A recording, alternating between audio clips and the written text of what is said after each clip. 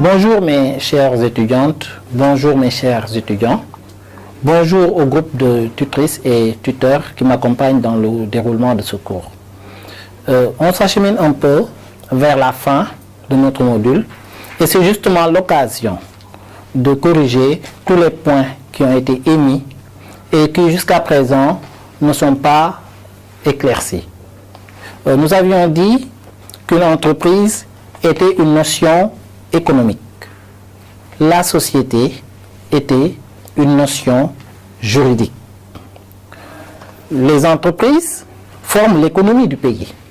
D'ailleurs, on parle de système économique parce que les entreprises sont imbriquées et entretiennent entre elles des relations d'interdépendance.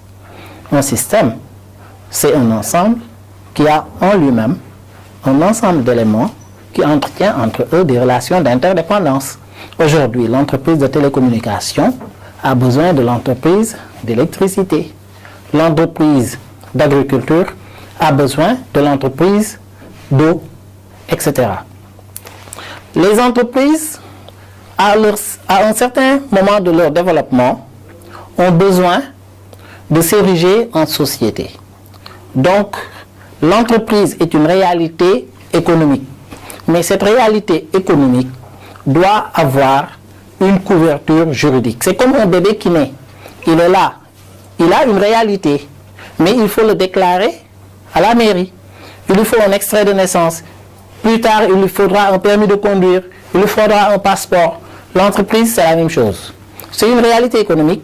Mais cette réalité économique doit avoir un certain statut juridique pour pouvoir prendre part à la vie des affaires. Et c'est en ce moment que l'entreprise devient une société. Maintenant, les propriétaires de l'entreprise vont choisir la forme sociétaire qui leur convient.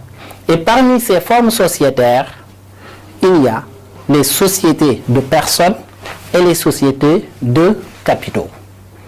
Je vous renvoie dans le cours parce qu'on a parlé également des sociétés en commandite simple. On a parlé également des sociétés à responsabilité limitée. On a parlé également des sociétés unipersonnelles qui sont une innovation de l'OHADA. Je vous renvoie également dans le site de l'OHADA qui est l'organisation pour l'harmonisation en Afrique du droit des affaires. Maintenant, les sociétés de personnes sont des sociétés, les propriétaires sont des associés. Et ces associés ont des parts sociales. Les sociétés de capitaux, les propriétaires, c'est des actionnaires et ils ont des actions. Les actionnaires, un actionnaire, c'est une personne physique ou morale qui détient une part de propriété dans le capital de la société. Un actionnaire a des droits politiques et des droits économiques. Les droits politiques de l'actionnaire, c'est le droit d'abord de recevoir l'information financière qui est constituée par les états financiers de l'entreprise. C'est le bilan, le compte de résultat, le TAFIR, le tableau financier des ressources et emplois, l'état annexé et l'état supplémentaire. Je rappelle que ces états financiers sont réputés confidentiels pour quelqu'un qui n'est pas actionnaire. Donc les actionnaires ont des droits politiques. C'est le droit de recevoir l'information financière. Mais c'est aussi le droit de participer à l'Assemblée générale. C'est aussi le droit de vote. Si vous participez à l'Assemblée générale, vous votez également. Les droits économiques des actionnaires, c'est le droit de recevoir des dividendes, s'il y en a, et si le conseil d'administration décide de les distribuer. Les sociétés de personnes sont constituées d'associés.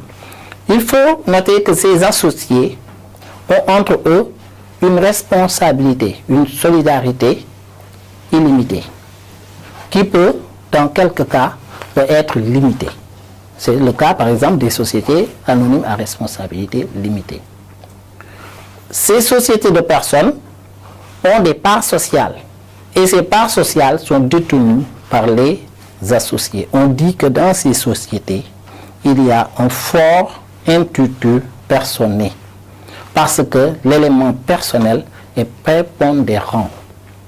l'élément personnel est prépondérant, cela veut dire que un créancier c'est quelqu'un qui a prêté de l'argent à la société, peut se présenter chez un autre associé pour se faire payer une dette qui a été contractée par par l'associé premier.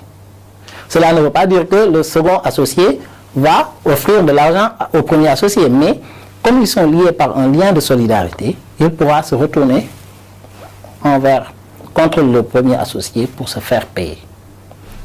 Donc, il faut dire que les sociétés de personnes, comme les sociétés de capitaux, constituent de manière essentielle l'agencement des structures sociétaires qui existent.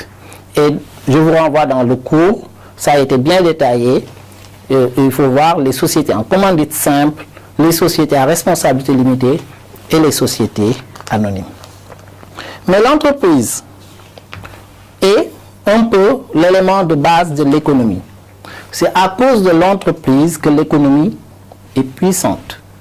Plus les entreprises sont fortes, plus elles sont puissantes, plus elles produisent des biens et des services, plus l'économie est puissante. Si nous voulons développer notre environnement économique, il faudrait qu'on développe nos entreprises qui produisent des biens et des services, qui transforment les matières premières locales, et aussi, il faudrait bien que ces biens et ces services soient consommés par la population. Mes chères étudiantes et mes chers étudiants, si aujourd'hui, le Sénégal prend 200 milliards, l'amène à Taïwan pour acheter du riz, avec ces 200 milliards, on ne fait pas travailler les Sénégalais. On fait travailler les Taïwanais. Parce que ce sont les Taïwanais qui vont créer des entreprises pour produire du riz, pour nous vendre. Donc, qu'est-ce qu'il faut pour donner de la force à notre économie? Il faudrait consommer local. Je donne l'exemple de la Côte d'Ivoire, tout simplement, qui est juste à côté de chez nous, qui a pu créer 1 million d'emplois avec l'agriculture. Parce que aussi, les Ivoiriens ont décidé de consommer les produits locaux qui ont été fabriqués chez eux. Au Sénégal, le gouvernement avait l'ambition de faire 500 000 emplois. C'est possible si les Sénégalais acceptent d'acheter des produits locaux, de manger le riz local. Le Sénégal fait à peu près la moitié de la population de la Côte d'Ivoire. Donc, c'est bien possible de créer beaucoup d'emplois avec des entreprises locales, mais il faudrait bien que ces entreprises produisent des biens et des services qui sont achetés aussi par la population. Il ne faudrait pas qu'on aille à l'étranger acheter ou qu'on développe l'importation. Parce que si nous achetons à l'étranger des produits, nous donnons de la force aux entreprises étrangères. Pour que nos entreprises aient de la force, il faudrait que ces entreprises soient bien favorisées sur le plan local, qu'ils produisent localement et que cette production soit achetée. La France ne peut pas acheter toutes les voitures que Peugeot achète, que Peugeot vend, ou que Citroën vend, ou que Renault vend. Peugeot est obligé de vendre en France et de vendre même à l'étranger. Et c'est justement l'exemple de la Chine, qui aujourd'hui est en train de gagner tous les marchés mondiaux. Et c'est ce qui donne la force à l'économie chinoise.